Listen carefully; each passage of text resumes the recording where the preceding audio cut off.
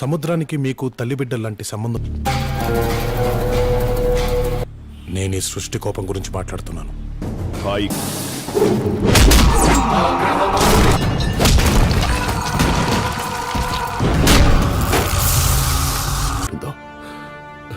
baik అర్థమయ్యేలా చెప్తాను. Assalamualaikum guys, oke kembali lagi bersama Draft Movie Review. Piye kabar Ire? Terima kasih buat para penonton setia Draft Movie dimanapun kalian berada. Semoga kalian semua selalu sehat ya. Kali ini Draft Movie sudah merangkum sebuah film yang berjudul Janata Garage. Bagaimana keseruan filmnya? Nggak perlu banyak basa-basi lagi, ini dia alur ceritanya.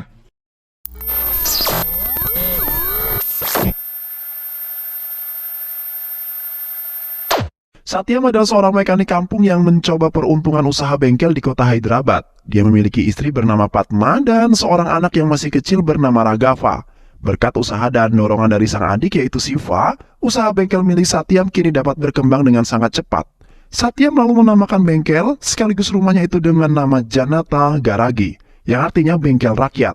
Suatu hari, seorang pelanggan bengkel bernama Karim mencurahkan isi hatinya kepada Satyam. Karim menceritakan tentang anak gadisnya yang diperkaos oleh 4 orang pria, lalu dihabisi dan dibuang ke jalanan. Mereka membuat kejadian itu seolah-olah anak gadisnya tewas karena sebuah kecelakaan. Kasus pemerkosaan ini kemudian dibawa ke kantor polisi oleh Satyam. Satyam menuntut agar polisi, khususnya Chandrasekhar, segera melakukan penyelidikan dan menemukan pelakunya. Namun, Chandrasekhar yang sekaligus temannya Siva mengatakan kepada mereka bahwa polisi tidak bisa menindaklanjuti kasus ini karena tidak adanya barang bukti dan juga saksi. Apalagi 4 orang tersebut juga memiliki pengaruh di kota ini. Hukum dan polisi ternyata tidak dapat menegakkan sebuah keadilan di kota ini. Satyam yang kecewa dengan keputusan Chandrasekhar lalu berinisiatif untuk menyelesaikan masalah ini secara sendiri. Satyam mulai bergerak mencari pelaku dan membantainya. Satyam lalu membuat mereka seolah-olah meninggal karena sebuah kecelakaan. Chandrasekhar mengetahui bahwa Satyam dan pekerja di Janata adalah dalang di balik peristiwa ini. Satyam membantai dan main hakim sendiri bukanlah perbuatan yang dibenarkan oleh hukum. Aku mintamu untuk tidak mengulanginya lagi. Apapun yang terjadi, ujar Sekhar. Sementara itu, ternyata desas-desus Satyam dan bengkel Janata di balik peristiwa pembantaian pelaku pemerkosaan menyebar ke telinga masyarakat. Mereka yang tidak puas dengan hukum dan pihak kepolisian merasa bahwa Satyam adalah keadilan yang sejatinya. Mereka mulai berbondong-bondong datang menemui Satyam di bengkelnya dan meminta untuk menyelesaikan masalahnya dan ketidakadilan yang mereka rasakan. Satyam yang mendengar semua itu selalu bisa menyelesaikan. Satyam tak gentar dengan siapapun yang ada di hadapannya. Preman penguasa politisi dengan gagah berani Satyam taklukkan. Keberadaan Satyam dan bengkelnya kini mulai terendus oleh pihak media. Media yang menceritakan tentang bengkel rakyat yang selalu membantu masalah rakyat. Suatu hari, Suresh, kakak ipar Siva, meminta Siva untuk ikut pergi ke Mumbai. Suresh mengkhawatirkan keselamatan Siva jika dia terus berada di sisi Satyam. Namun Siva dengan tegas menolak permintaan tersebut. Jika kakaknya ingin pergi ke Mumbai, aku akan mempersilahkan kakak membawa istriku ke sana. Tapi aku akan tetap berada di sini, bersama Kak Satyam. Suresh akhirnya pergi dari sana tanpa membawa apa yang diinginkannya. Tak berselang lama setelah kepergian Suresh, seorang pengusaha bernama Mukesh Rana datang menemui Satyam. Mukesh adalah kakak dari adiknya yang telah dihabisi oleh Satyam.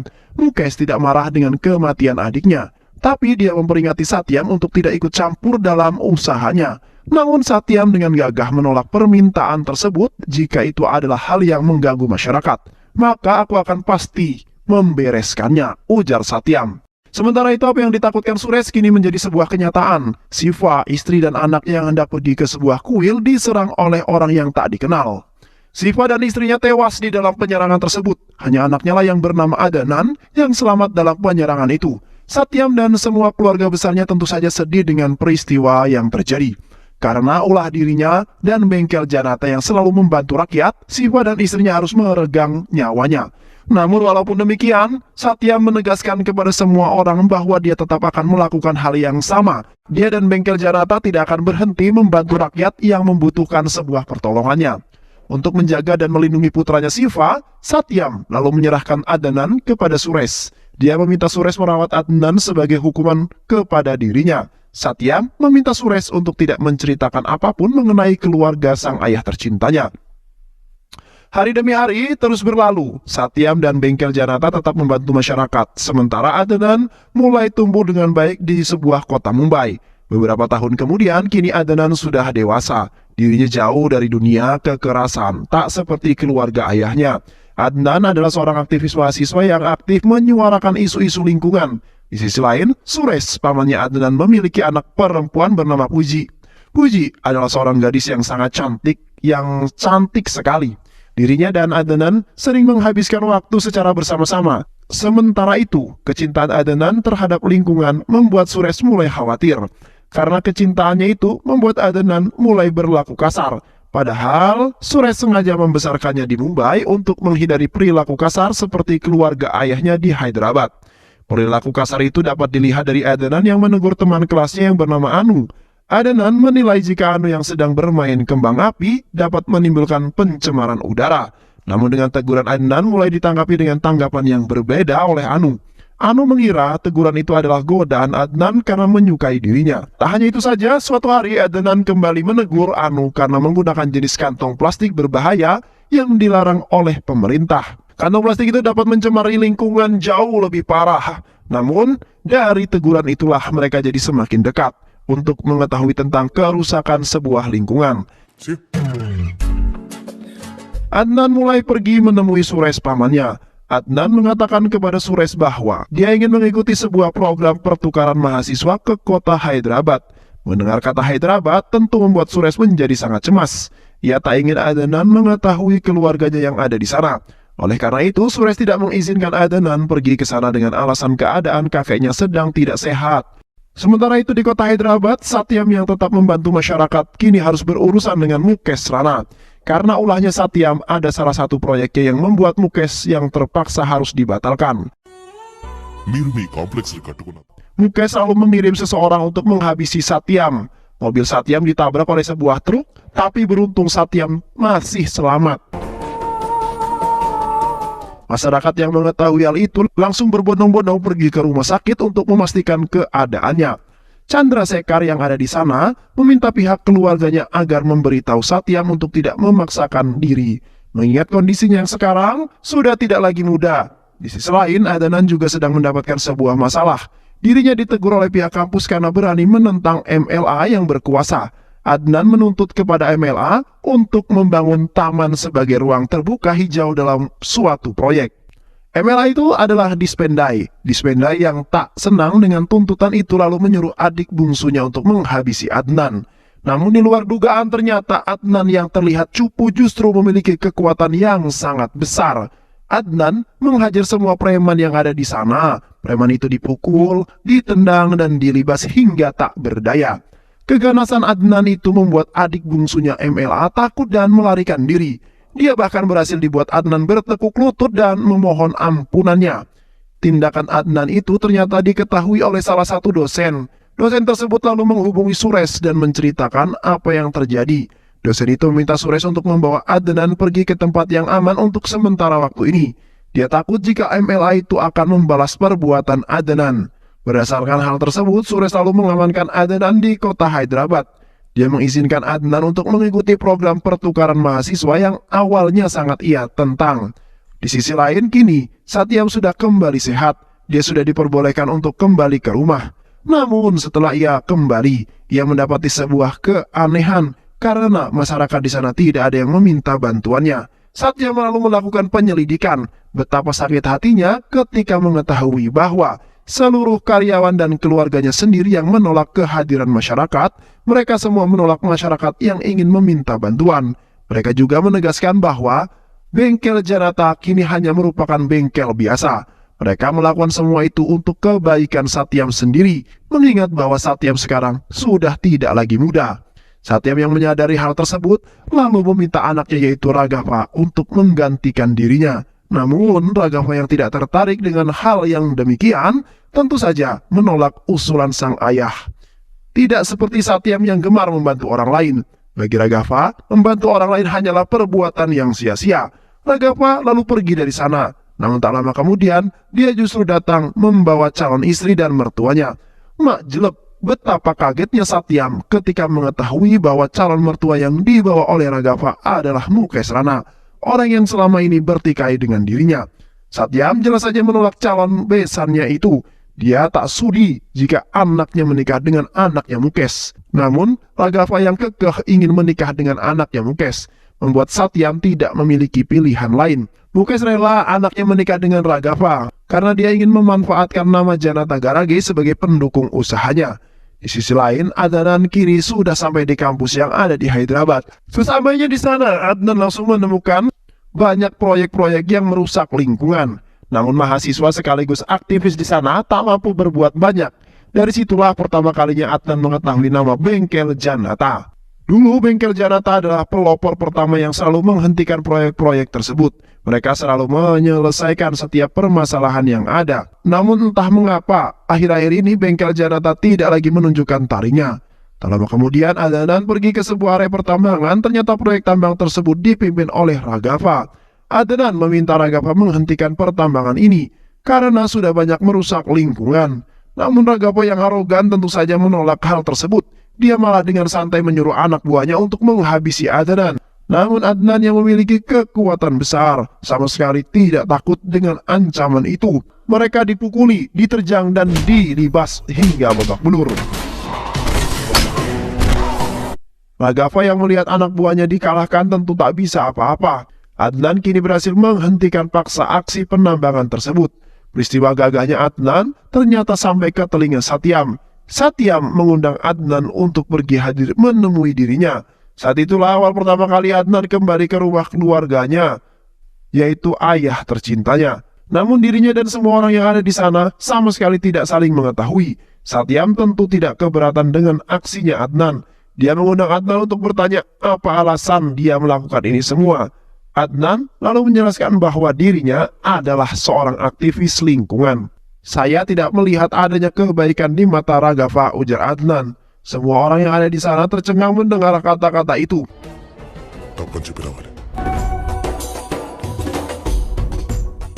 Keesokan harinya, giliran Satyam yang bertemu dengan Adnan. Satyam yang bisa menolong orang-orang, kali ini malah dirinya yang meminta tolong.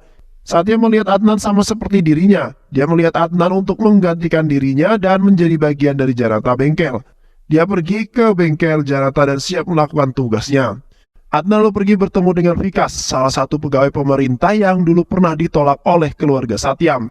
Vikas menceritakan bahwa dia adalah orang yang menentang proyek pembangunan salah satu rumah sakit. Namun akibat dari pertentangan itu, istrinya pun diancam akan hendak dibantai. Itulah mengapa dia datang meminta bantuan pada Bengkel Janata. Was lalu pergi ke kantornya bersama Adnan dan anak buahnya. Ternyata proyek rumah sakit itu adalah proyek milik Mukes Rana. Vikas datang dan mendekati seseorang preman. Vikas dengan berani menyatakan bahwa dirinya akan selalu menentang proyek tersebut. Preman-preman yang merupakan anak buah Mukes Rana tentu saja marah dan hendak menghabisi Adnan. Namun Adnan langsung turun dan menghajar semua. Preman-preman itu, keganasan dan kebrutalan Adnan membuat anak buahnya tak perlu lagi turun tangan. Para preman diajar hingga tak berdaya. Adnan menjelaskan kepada mereka bahwa Bengkel Janata Garage akan kembali seperti dulu. Di bawah kepemimpinan Adnan, nama Bengkel Janata jadi jauh lebih populer. Chandrasekhar yang sekarang menjadi komisaris lalu memanggil Adnan ke kantornya. Chandrasekhar menanyakan apa hubungan Adnan dengan Bengkel Janata. Dia juga meminta Adnan berhenti melakukan hal tersebut. Ini adalah tugas polisi. Polisi yang akan membantu masyarakat, bukan Bengkel Janata, ujar Chandrasekhar. Namun pada kenyataannya, polisi yang tak mampu menyelesaikan banyak masalah dari masyarakat yang mengakibatkan masyarakat lebih mempercayai Bengkel Janata ketimbang polisi. Chandrasekhar merasa Adnan adalah orang yang lebih berbahaya. Dia meminta anak buahnya untuk menelusuri latar belakang Adnan. Siapa Adnan yang sebenarnya? Kemudian setelah mendapatkan informasi itu, Chandrasekhar lalu pergi ke rumah Satyam bersama keluarga Suresh. Suresh bertanya kepada Satyam tentang kabar keponakannya. Satyam menjawab bahwa dia baik-baik saja. Pada awalnya dia mengira bahwa Suresh sedang menanyakan kabar Raghav, karena dia tidak mengetahui bahwa Adnan adalah keponakan yang dimaksud Suresh. Tapi setelah Suresh memberitahu hal itu, semua orang yang ada di sana langsung kaget dan terkejut. Satyam kembali mengingat janjinya kepada Suresh bahwa dia tidak akan melibatkan anak istrinya, Siva, nanti dengan keluarga ataupun Bengkel Janata. Namun dia justru malah melanggarnya. Untuk membela dirinya, Satyam mengatakan bahwa dia sama sekali tak mengetahui jika Adnan adalah anak Siva. Suresh selalu meminta Adnan untuk kembali ke Mumbai, apalagi Adnan sekarang sudah dijodohkan dengan Puji, anaknya Suresh. Suresh tak ingin apa yang dialami adiknya dulu terjadi pada Puji. Hanya karena Adnan yang terlibat masalah dengan bengkel Janata, Suresh selalu membuat dua pilihan untuk Adnan, tinggal di bengkel Janata atau menikahi Puji dan hidup di Mumbai. Itu adalah pilihan yang sulit bagi Adnan. Dia sangat mencintai Puji dan dia juga menyayangi Suresh yang telah dianggap sebagai sang ayahnya. Namun Adnan juga tidak mampu meninggalkan bengkel Janata. Akhirnya, dengan berat hati, Adnan memilih bengkel Janata daripada Puji. Maafkan aku Puji, aku tak punya pilihan lain. Tinggalkan aku dan bahagiakanlah paman, ujar Adnan sambil menangis. Hati Puji benar-benar hancur saat itu. Mereka berdua hanya bisa menangis satu sama lain. Suresh yang tak ingin putrinya itu terus bersedih, lalu menjodohkannya dengan seseorang pria. Sedangkan Adnan malah berhasil mengusir Raghav dan istrinya dari dalam rumah. Adnan mengusir mereka karena sering mabuk di rumah. Kini Raghav tinggal di rumah mertuanya. Mukesh Rana tinggal di rumah mertuanya. Mukesh Rana keduanya lalu berangkat bersepakat untuk saling bekerja menutup bengkel Janata. Suatu hari Anu datang ke bengkel Janata untuk meminta bantuan. Dia meminta bantuan Adnan karena dirinya akan dijodohkan paksa dengan seorang polisi. Lalu aku datang ke rumahnya bersama Adnan yang diakui sebagai sang kekasihnya. Namun lucunya ternyata Anu adalah anak dari Chandrasekhar. Adnan langsung jadi kikuk dan salah tingkah. Saat dirinya kembali ke rumah, Mukesh Rana lalu datang menemui Adnan. Mukesh meminta agar Adnan tetap membuka bengkel Janata, tapi dia meminta agar Adnan tidak menghalangi bisnisnya. Adnan jelas saja menolak hal tersebut. Bengkel Janata akan tetap melakukan tugasnya seperti halnya dan layaknya seperti hari-hari sebelumnya. Jika usahamu itu merugikan masyarakat, maka bengkel Janata pasti akan bertindak, ujar Adnan. Untuk menutup bengkel Janata, Mukesh selalu ramai-ramai bekerja sama dengan politisi dan pemerintah. Namun tidak satupun dari mereka yang berani menutup bengkel Janata. Hingga akhirnya Mukesh bertemu dengan seorang politisi yang akan hidup menutup bengkel Janata. Tapi dia baru saja melakukan itu ketika dirinya bisa jadi menteri. Raghav lalu memiliki sebuah ide untuk menghancurkan citra pemerintahan. Raghav menyarankan agar mereka membuat sebuah ledakan di berbagai tempat untuk merusak citra pemerintah dan membuat tidak stabil. Keesokan harinya, bom yang sudah direncanakan pun meledak di berbagai tempat. Banyak warga yang menjadi korban ledakan tersebut. Salah satunya adalah istri Bose. Bose adalah temannya Satyam sekaligus pengawal di bengkel Janata. Bose sangat sedih dengan kematian istrinya itu. Tak lama kemudian Bose pun ditemukan tewas karena diduga depresi dan bunuh diri. Serangan bom tersebut menjadi perhatian khusus pihak kepolisian. Komisaris Chandrasekhar menuntut alasan itu untuk memberi perintah penyidikan pada kasus ini. Namun atasannya justru berkata lain, polisi tidak dapat berbuat banyak, bahkan atasannya itu meminta Komisaris Chandrasekhar untuk tidak mengacau dan menyelidiki kasus ini. Chandrasekhar yang tak berdaya kini untuk pertama kalinya datang ke bengkel Janata dan meminta bantuannya. Adnan menyetujui permintaan itu. Adnan dan Komisaris Chandrasekhar akan bergerak diam-diam menyelidiki kasus ini. Mereka akan saling bekerja sama untuk mengungkap kasus bom tersebut. Adnan lalu bergerak cepat, dia menghabisi semua kelompok yang terlibat dalam pengeboman itu. Adnan mengetahui bahwa mereka adalah pelakunya dari rekaman CCTV. Ada seseorang yang pernah bertarung dengannya saat ditambang. Berdasarkan hal itu pula, dia menyadari bahwa Raghav juga pasti terlibat, dan jika Raghav terlibat, maka Mukesh Rana juga pasti terlibat. Adnan lalu kembali menerima fakta yang lebih mencengangkan lagi. Fakta itu adalah Bose tidak tewas bunuh diri, melainkan dia dihabisi oleh Raghav. Raghav menghabisi Bose karena dia tahu Raghav adalah dalang di balik ini semua. Adnan mengetahui fakta itu dari keluarga Bose yang menceritakannya. Adnan lalu berkumpul dengan seluruh keluarga ayahnya. Dia menyampaikan niatnya untuk membunuh Raghav. Saya sudah mengetahui bahwa Raghav adalah orang yang dibalik kasus pemboman ini. Saat ini Satya mengumpulkan paman dan bibinya untuk mengatakan bahwa saya tetap akan menghabisi Raghav. Padma yang merupakan istri Satyam sekaligus ibu Raghav memohon kepada Satyam untuk menghentikan aksinya Adnan. Dia tak ingin jika putra sematawayangnya itu tewas dibantai oleh Adnan. Dia tak ingin dirinya kehilangan Raghav selama-lamanya.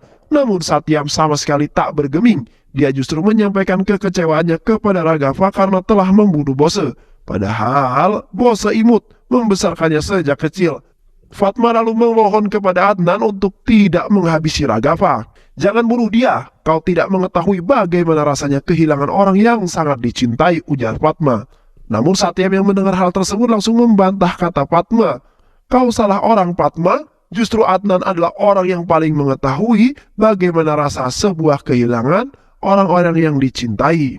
Saat dia kecil, dia kehilangan cinta ayah dan ibunya. Saat dia dewasa, dia juga kehilangan cinta dari gadisnya yang dikagumi. Satyam sudah bertekad Adnan tetap akan menghabisi Raghafa. Dan aku akan mendukungmu, ujar Satyam. Adnan bersama anak buahnya lalu pergi ke markas persembunyian Raghafa. Di sana sudah ada banyak preman yang disewa oleh melindungi mereka. Namun segerombolan preman itu bukanlah apa-apa di hadapan Adnan. Adnan dan anak buahnya berhasil melihat semua preman yang ada. Mereka menghajar preman-preman itu dengan sangat brutal. Adnan kembali mengamuk dan menghajar preman-preman itu. Adnan kini berhadapan dengan Mukesh Rana. Dia tanpa basa-basi lagi langsung menghabisinya. Raghafa yang ketakutan menangis di hadapan Adnan. Dia memohon agar Adnan mau memaafkannya. Adnan, aku ini kakakmu. Maafin aku ya. Maafin aku karena telah melakukan sebuah kesalahan. Namun tak lama kemudian Satyam muncul di hadapan Raghafa. Raghafa kembali memelas kepada ayahnya tersebut. Dia memohon agar ayahnya mau mengampuni dirinya. Tapi Satyam dengan tegas mengatakan, bengkel Janata akan menghukum orang tanpa pandang bulu. Itu semua demi tegaknya keadilan bagi masyarakat. Satyam lalu menghabisi Raghafa tanpa belas kasihan. Dan film pun selesai. Terima kasih udah nonton video ini sampai akhir. Semoga kalian semua terhibur. Jangan lupa subscribe, like, comment, and share ya. Pisang habis dimakan Kunti. Kunti dilepas banyak maunya. Salam undur diri dari Draft Movie. Dan terima kasih buat penonton semuanya. Draft Movie pamit. Sehat selalu. Wassalamualaikum warahmatullahi wabarakatuh.